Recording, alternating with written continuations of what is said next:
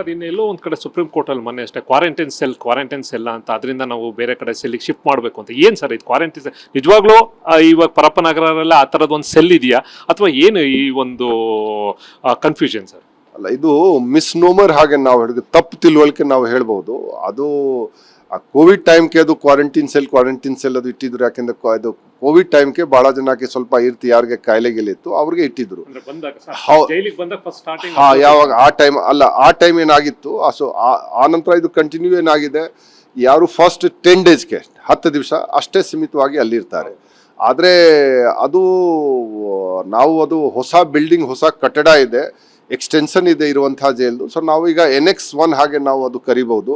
ಈ ಕ್ವಾರಂಟೈನ್ ಹೇಳೋದು ಸರಿ ಇಲ್ಲ. ಸೊ ನಾವು ಅಧಿಕಾರಿಕವಾಗಿ ಆ ಹೆಸರು ಬದಲಾವಣೆ ನಾವು ಮಾಡ್ತೀವಿ, NX1 ನಾವು ಮಾಡ್ತೀವಿ, ಇದು ಕ್ವಾರಂಟೈನ್ ಸೆಲ್ ಬದಲಾಗಿ. ಯಾಕಂದ್ರೆ ಬಹಳಷ್ಟು ಕನ್ಫ್ಯೂಷನ್, ಜನಕ್ಕೆ ಕ್ವಾರಂಟೈನ್ ಹೆಸರು ಕೇಳ್ಕೊಂಡೋಗಿ ಅವ್ರಿಗೆ ಸಾಲಿಟರಿ ಕನ್ಫೈನ್ಮೆಂಟ್ ಇಟ್ಟಿದ್ದಾರೆ.